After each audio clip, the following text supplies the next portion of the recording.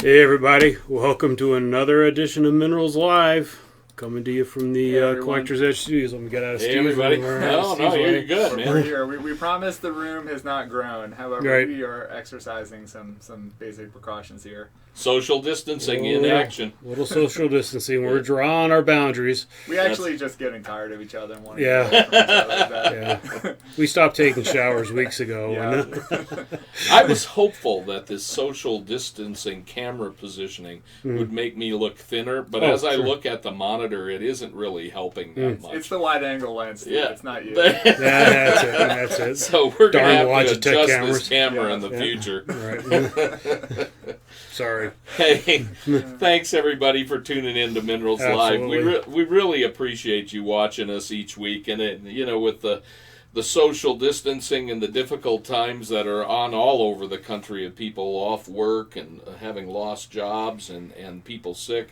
We're very sensitive to all of that, and we've in fact been given notice that tomorrow in Jefferson County, where our company is, they're going to start their stay in place. Yep. Secure Shelter in place is Shelter in extended to place. the whole Denver metro area. Yeah. So we'll be observing that along with a lot of other folks. But that's not going to stop you from being able to get some great minerals if you want that. So. That's right, and we will be able to add Instagram information, and we have 2 brand new websites that we have been using now for about 3 months. The new websites. It's been about 2-3 months. We rolled it out right at the beginning of the new year. The reserve site, which is our high-end fine mineral collecting site, and then our main site redo rolled out right around Tucson about a month ago. And thank you for everybody who's visited the site, who's bought a mineral, who sent us an email about feedback. It's been really great getting feedback from folks about the new sites. Yeah, we are really committed during this period when we're going to be working from home in keeping the content fresh on both of our websites, both the reserve.collectorsedge.com, the high-end site, and www.collectorsedge.com. Both of those sites will be kept fresh during the time that we're away, and most importantly, kind of the newest feature on www.collectorsedge.com is our last call page. And you want to talk a little bit about that, Phil? This is something that we just started, and it is a special double keystone, so 75% off section on the main site, right on the homepage. Go to the top right, you just click on that final call link, and we're trying to offer a really nice selection of good quality minerals at awesome bargain prices. So, hand-picked, good photos, hopefully okay descriptions, and something new every single week. And that's been quite popular. We've had about 10-15 orders off there so far, and gotten a lot of nice feedback on that. Yep, and these are really nice quality minerals. I'm going through right now, I know Phil is as well, and getting more content ready for the period that we're away from the office, and I was going through some of the images of these minerals. They're all retail inventory that we've had in our company, and these are things that we said, well, it's time to move this guy along. We're slashing the prices on those, and there's some great deals. We've had a lot of very complimentary feedback from the customers who are ordering these, and we encourage you to take a look at Final Call or Last Call, and it's been extremely popular. The content will stay fresh during the period that the area is on shutdown. And so we're excited about it, and I think you will be too. If you need a mineral fix, not only listen for updates from Minerals Live during this period as we can do them, but also keep an eye on, Phil Persson has done a wonderful job of getting a huge number of followers on Instagram. What are you up to on Instagram? Yeah, we just hit 42,000. So wow. Thank you so much to everybody out there who's followed, who's told their friends to follow. It's great to meet people at shows and say, hey, I love what you guys are doing on the Instagram and on Facebook. Please if you're on Facebook, please like our Facebook page. We're up to about 8,500 likes. on there. I post links every single day on Facebook that you won't find elsewhere. Links to specimens that I think are good deals, links to new specimens, links to articles, links to Minerals Live. So between Facebook and Instagram, you really can stay up with the latest we're doing. And something that makes our company a little different too is the long history we have in specimen mining and all the great collections and things that we've handled. And I try really to post a lot of content on Facebook and Instagram related to that. So if you are sitting at home and you want to get your mineral fix, whether it's learning about us, learning about minerals, buying a mineral, definitely appreciate you checking us out. Yeah. The other thing that's really cool about our company, and not many people know this, most of our inventory, both on the retail and Keystone side of our company, and this is tens of thousands of mineral specimens, it's all in a very robust computer database, an inventory management database. We have images, descriptions, the sizes, the prices.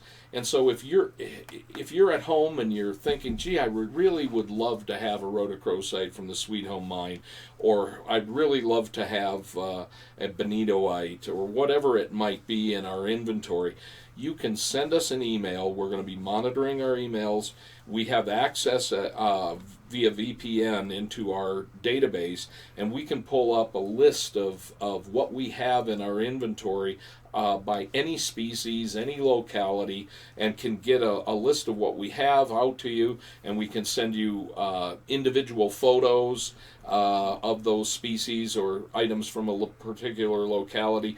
We'd be happy to do that during the period we're away from the office, because we're all going to be working, and we would love to hear from you. So if we can get information from you, either from our websites, from Instagram, one-on-one email contact to Richard, Phil, or I, we're more than happy to get you information about what you're looking for. So lots of ways to get a hold of us, and you can always, all of us have email addresses that are pretty easy. It's our first name, either Phil or Richard or Steve at Collector's Edge, or you can send a note to Minerals at Collector's Edge, and I believe all three of us get those pieces of correspondence as well. We'll be getting back to you real quick. So if you have any inquiry, any question, and like Steve said, we have a huge, very easy to reference database that we can all get into. So whatever you're looking for, we'd love to send you a nice Excel spreadsheet or a PDF that you can browse and see some possibilities.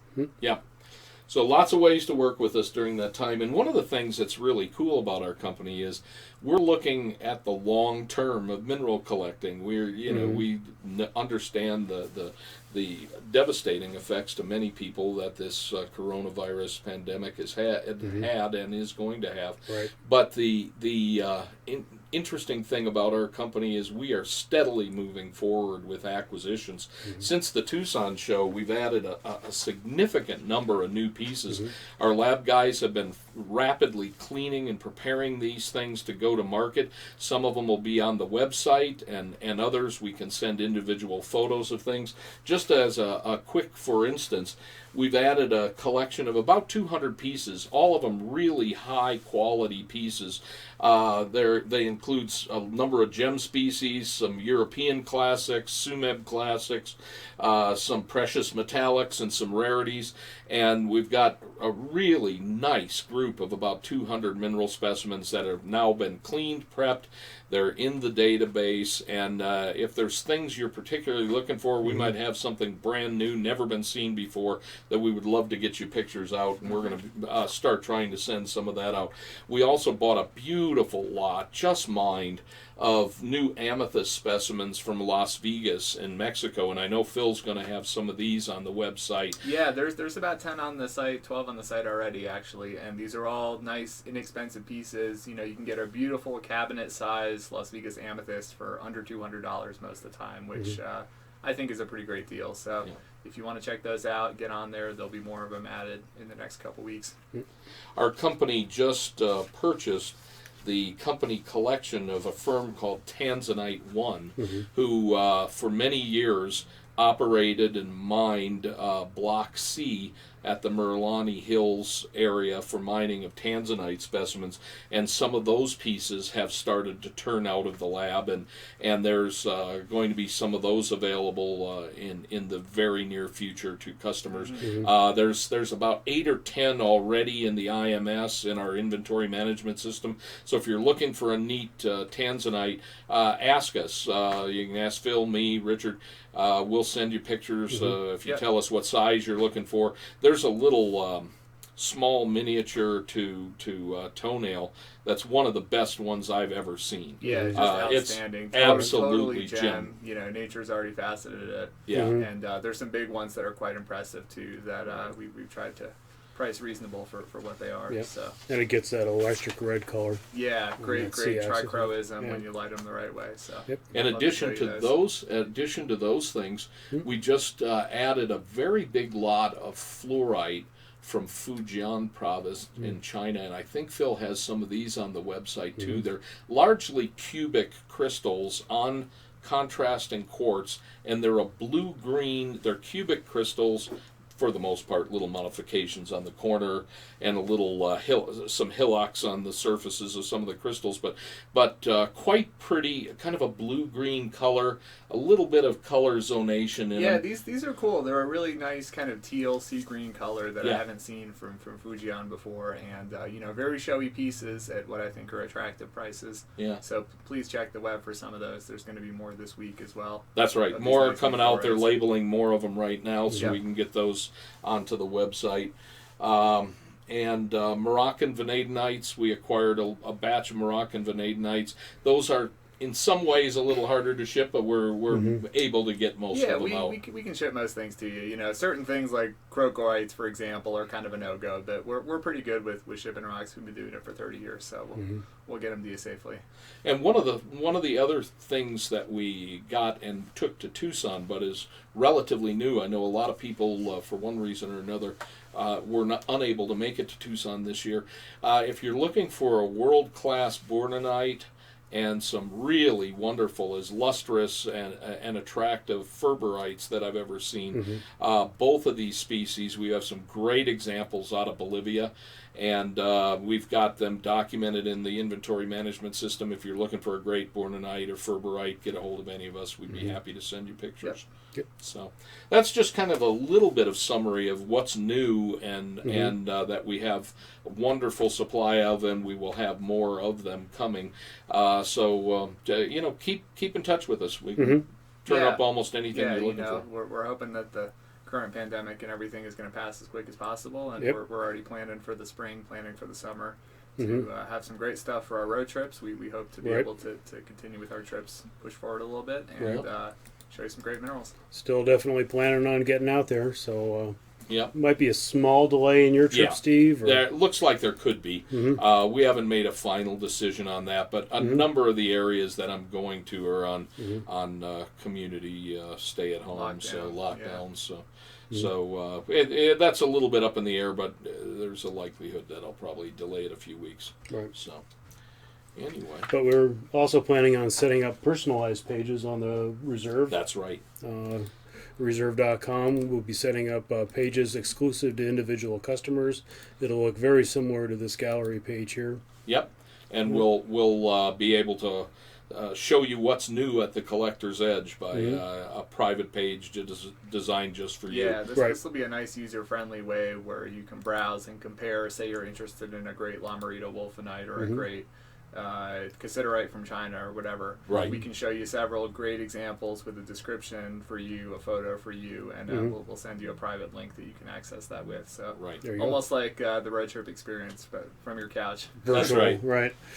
So we're trying to do everything we possibly can to reach out to you and let you enjoy the minerals that we've been uncovering around the world. Right. We're really excited to continue that relationship with you. Yep. And Phil had a few ideas for those of you who had to stay at home for the next few weeks. I was thinking how to incorporate our little Phil's Fun Geology facts here. Back by unpopular, maybe popular demand. And, I think it's popular. Something I thought you might be thinking about now if you are homebound like many of us is organizing your collection. And I am by no means an organizational guru, but I thought I'd share a couple basic tips and tricks about how you can catalog and organize your collection. So I guess the first question you might ask is, why should I organize and label my mineral collection? Most of us who've been collecting for a while have seen collections that range across the whole spectrum of organization, from a house that's literally been consumed by minerals to everything is on its shelf with its matching number and catalog card file and everything. Fundamentally, I think we can mainly agree that a collection has more meaning when it's properly organized. And generally a collection, when you go to sell it, has more financial value when it's properly labeled and organized too. Obviously, what locality a specimen is from is important to that value, and also the scientific value. The locality is very important. And then eventually, when you go to sell or donate your collection, say to a museum, a more organized collection is more appealing than one that's in a chaotic state. If you implement a good cataloging system early, and I've been guilty of not doing this myself in the past, and I'm sure some of you have as well, then you save yourself the work of having to catch up later on. And cataloging can be fun. It doesn't have to be all draconian and boring. And, if you do it with an easy computer program, like we're going to talk about a couple options, then you can really easily go in there and you can see, how much have I invested in my collection? What's the possible retail value of my collection? How many, Sweet Home rhodochrosites do I have? How many cassiterized from China do I have? With modern computer programs, it's really easy to do all this. Great. So a little bit of basics on labeling. So there's kind of two ways to label, basically. You can have a small label physically with each specimen, or you can have a number on the specimen that matches a separately stored label. And a lot of collectors who display prefer the latter method for aesthetic reasons. I think if you have a really high quality display collection and you have it on display, sometimes labels can clutter that display. So I know a lot of advanced collectors who prefer to have labels separately, which is fine. The important part is to have a label. Numbering systems, keep it simple. I prefer a basic chronological order, so just specimen 001, 002, 003, maybe a prefix, so John Smith collection, maybe you have JS01, JS02. I would avoid complex and confusing numbering systems. We have a wonderful collection right now on consignment, and the minerals are all great. The numbering system can be a little confusing sometimes. So I understand why they did it, and it makes sense in some ways, but I would say keep it simple with numbering systems. Printing labels, I use just a heavy white cardstock. Some people prefer laminating. Doesn't really matter what you do, but I would say print. Handwritten labels, some people like handwritten labels. I think they have a kind of a cool look, but a lot of people's handwriting is no bueno. So I would recommend that you print your mineral labels. We've all seen labels where we really had to scratch your head and say, what the heck does that actually say on the label? And this kind of goes without saying, keep all your old mineral labels. Do not throw away old labels. We've all been guilty of this, sometimes especially when you have a big collection or you're moving or whatever. Labels get lost or get thrown away, but really try not to throw away mineral labels. It's bad. The whole provenance that's with the specimen is important to the value, to the history, to everything. A good example of that is we just acquired this wonderful collection of about 200 pieces of worldwide minerals, and there was a label on one of the pieces that said it's a beautiful blue topaz on Clevelandite, and it just said Urals, Russia. Okay, so because we have not only the wherewithal to use Mindat, with all of you do, to help look for comparables and say, okay, well this clearly came from this mine. It looks identical to it. Looks 100% match. But we also know a lot of people that are lifetime collectors or have been in the mineral business for 40, 50 years. And on one of these in particular, it was a European collector that Brian reached out on WhatsApp and said, "Hey, I'm going to send you a picture of this piece, and you tell me if this is for sure from Russia, and if it reminds you of any particular locality." And immediately we got an answer back. And he said, "Yeah, it's from this mine. I think I've even seen this piece before, and in a European collection, and now it's in the U.S." And the name, although it was a verbal conversation, and so the spelling that we interpreted from the WhatsApp, from the phone conversation WhatsApp, was a little off. But when you went to Mindat, you could piece it back together, and so something that we were all kind of going, okay, I'll label it the way the earlier person did, but there ought to be more information than this. And sure enough, if you do a little bit of research on Mindat or other places, you can turn this valuable information in where you can truly say this is a dead ringer for 8 of them out on Mindat, and we got the correct locality from it based on other people looking at it, plus aligning it up with Mindat. Now it has the right spelling for your database of mineral labels, and which is important. And I mean, Steve makes a really good point there, and don't always take an old label at face value. There's lots of times where, and I think if you're an advanced collector or somebody who's been collecting for a while, it's fun getting a new specimen and doing some research on it and saying, is this really from the Tamarack mine, or is it from the Phoenix mine instead? Is it just from Houghton County? Doing that kind of research and verifying stuff and asking your friends, asking museum curators for an opinion, that's really important. And often you can add value, and you can add, specificity to a specimen that you wouldn't be able to do otherwise by doing that homework. I think most of us, if we had the option to buy a great mineral with no label or a so-so mineral with an amazing provenance at the same price, we would take the great mineral with no label. Although one of the things that a lot of the high-end collectors are doing now for their labels is they're all getting custom bases made at Sunnywood or someone else, and they're all engraving the locality, the species name and the locality information, at least to some level, on the may not have every province and comma and whatnot in there, but it will at least have enough generic information that there is a label, even if you're worried about the paper labels cutting down the light cascading down through your display case. If you got them on Sunnywood bases or other custom acrylic bases, put a label on that base, and then you won't have to worry about the labeling. The base, most of the time, although bases do sometimes go missing, is the most likely thing to stay with the rock. Right. So, whenever collections get moved or packed up or bought, it is extremely easy for labels to get separated from rocks. But a base, similar to a number glued to a rock, is more likely to stay with the rock. Right.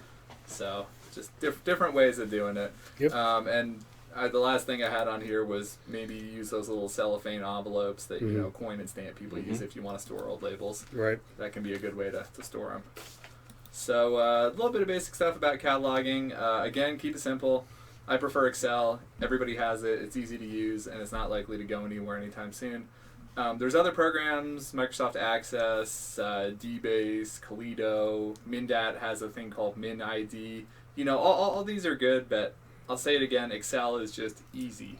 And that's what I use myself, and I know a lot of other collectors use it to keep track of their collection. It's a great way to do it. We're lucky here in that we have this amazing, robust database, but unless you're in a museum or you're really serious about organization, I don't know if you're going to want to invest the time and money and effort to create what we have.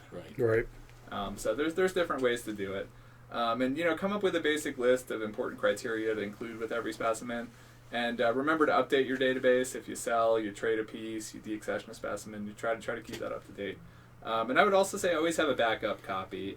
Put it on a flash drive, on an external hard drive, preferably not in your house. If your house burns down and your mineral collection is gone, well, then maybe having a catalog doesn't do you much good. But it's still always good to have a backup somewhere if your computer bites the dust or something. Right.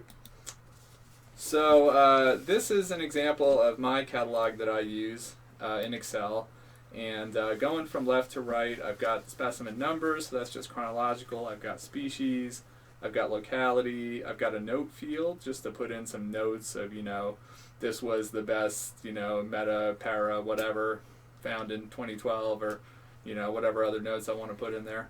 Acquisition cost is in the next column. Dealer or the source where I got it from. Purchase date, the value, so what I think of as a possible reasonable retail value, I put that in the column. And then the last two columns is actually something that I learned here, which I think is a cool idea, and that's making an estimate of quality and saleability. And this is obviously subjective, but it's just a way to think about your specimens in a sense of, quality from 1 to 10 and saleability from 1 to 10. Mm-hmm. And, those are just some basic fields, and just having that information makes it really easy if I want to go in my collection and say, how many pieces do I have? Or, how much have I spent so far? Or, how many duplicates of this do I have? Maybe I shouldn't buy another one of those, So I think a lot of you listening are already doing this. So hopefully I'm preaching to the choir. But. Well, I'll tell you, from traveling around the country, most collectors have such a passion for the minerals they're collecting, Mm-hmm. and they have such either a photographic memory or a fond memory going back to, man, I remember when I bought this. The thing about it is, you are building these collections over a long period of time, and most of you have a spouse or heirs that might be inheriting this collection at some point. If you don't catalog the information that you have in your mind about this and have failed to put down, they're going to get a fraction of the value that you estimate this collection is worth.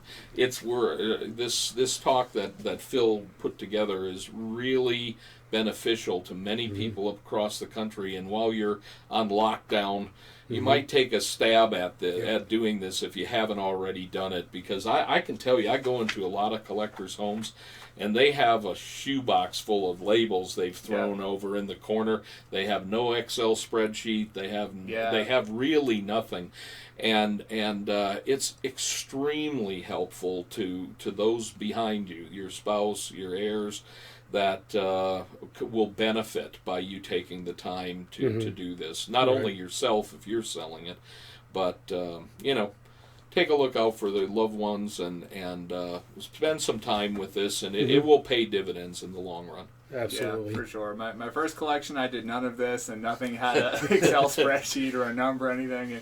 And the more recent one, I thought, I'm going to be a little more deliberate with this. Yeah. And I'm glad I'm doing it. So like Steve said, we all hope that nothing ever happens to us, and we're allowed to plan in advance what happens with our collection, but sometimes that isn't how it works. So it's always good to have things in order and to be able to show your loved ones or your heirs or your spouse, hey, this is a rough estimate of what my collection's worth, how many pieces I have, etc.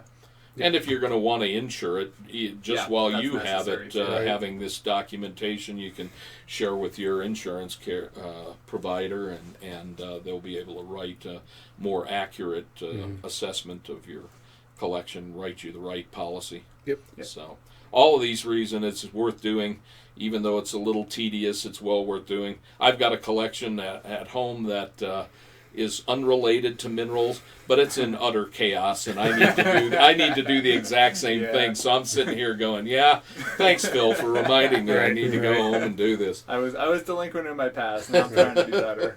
The hardest thing to do with anything is just to get started. Exactly. So take this opportunity to get the ball rolling, and you'll be amazed. Yeah. Exactly. You'll keep it up. So anyway, thanks, Phil. That was great. That was great. So that brings us to the next segment in our show. The shamelessly commercial part. Yes. And we're never shamed enough to do this.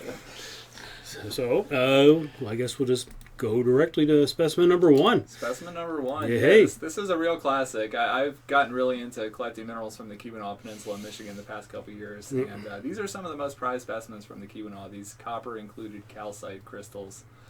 They come out from a number of mines, the Quincy mine being the most famous. And this is a neat example in that you have almost a druze, a grouping of these copper-included calcite crystals as opposed to just 1 or 2 crystals on the matrix. hard a to really tell pretty what piece. collection this came out of. It's out of the Philly Academy, I believe. Is Oh, it? It cool. said Okay. It says 05, but it's 06. It's a oh, Philly okay, it's an Academy 06. piece, yeah. Okay. Yep. Yeah, Oh, so, okay, so this great. may be a fairly old specimen then. The Philadelphia Academy of Mm-hmm. Sciences was very rich in great copper country minerals. Mm-hmm. And, this is probably found in the late 1900s, maybe very early 20th century. Yep. Cool. What's the size of this one, Rich? Specimen measures 4.5 by 6.8 by 3 centimeters. And the biggest of the copper included calcite is 2 centimeters Yeah. in height. Yes. Well, this little crystal cluster on the left-hand side. Oh, okay. Yeah. And There's like 2 or 3 crystals all kind of grown up together. I there. see. Okay. Yeah, Wonderful. these are noted for often having very complex crystal forms. The Mm-hmm. Michigan calcites in general have some of the most complex and unusual crystal forms that you get in calcite. So these can be fun to study too, to try to recognize some of those rare crystal forms. That's a very pretty piece It's and a really- really good size.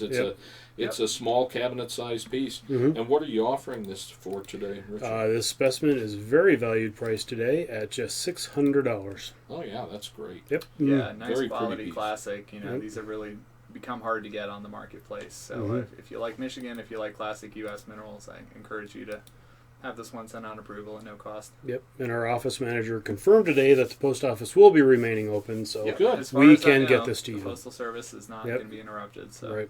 we'll be able to Very get these good. out to you. Yep. Fantastic. That takes us to specimen number 2. We had a 1-2 punch for Phil here. Yeah, that's beautiful. Rich knows I'm into Yep. coppers. Yeah, Yep. this is a really pretty copper from. Mm-hmm. Where's this one from? This is from Kazakhstan, and I encourage you to pronounce the name of the locality, actually. Yeah. Dezhez Kazgan from Karagandhi province.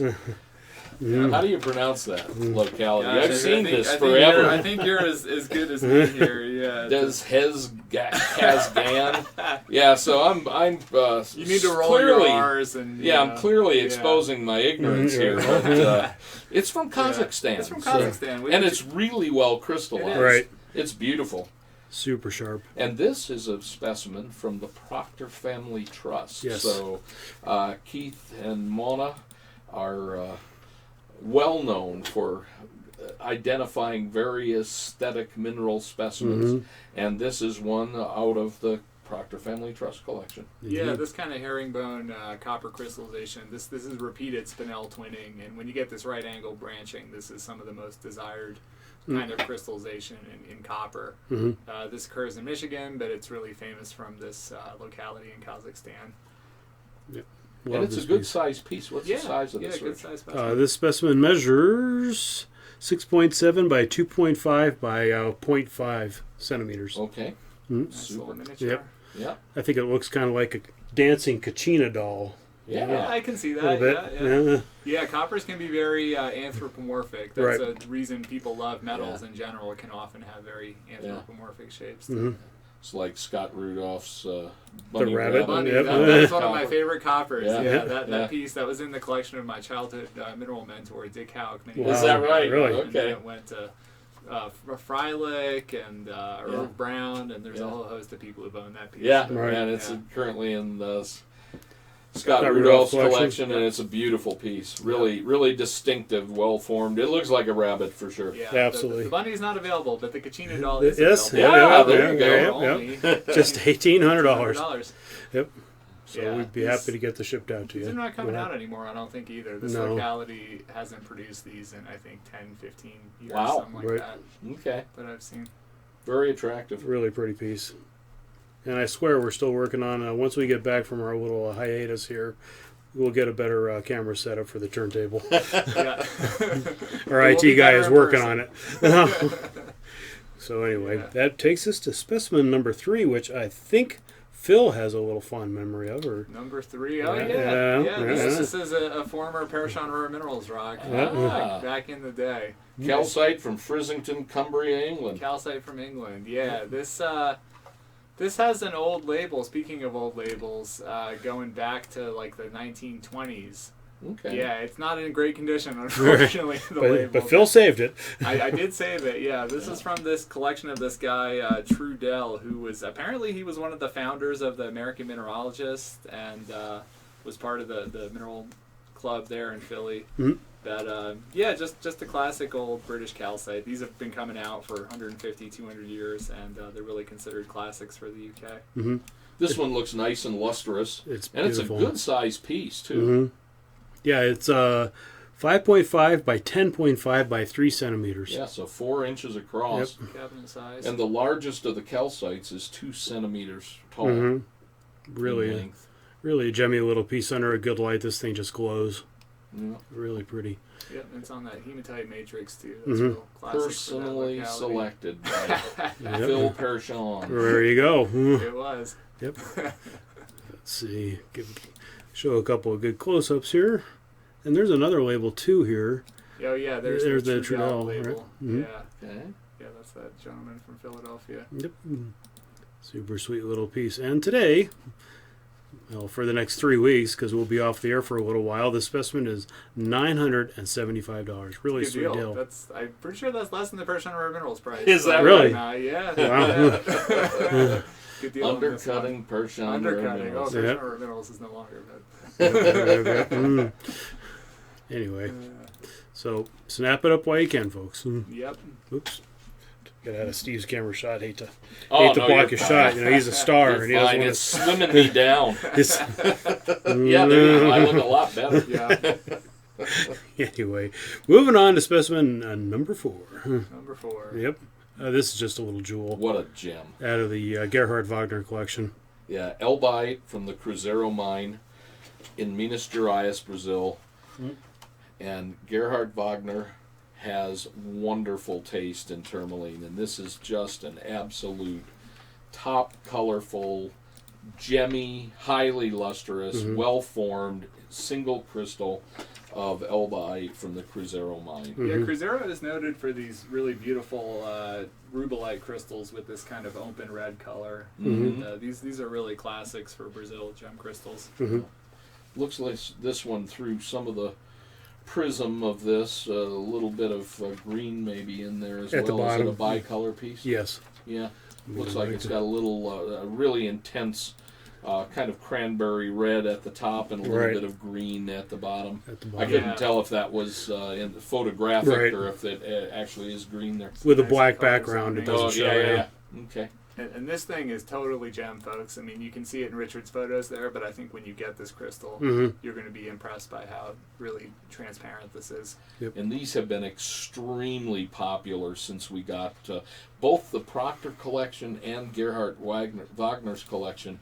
The really great Brazilian gemmy, lustrous single crystals of tourmaline have just flown off the shelf, and for impressive numbers. Some of the little bit longer. This one measures in its maximum length 4.8 centimeters, so it's a miniature size specimen. But we had some that were up to about 4 inches in length or so, Yeah. and they were in the multiple tens of thousands Yeah. for the specimens. So single crystals, but super gemmy, super lustrous, great color, well formed.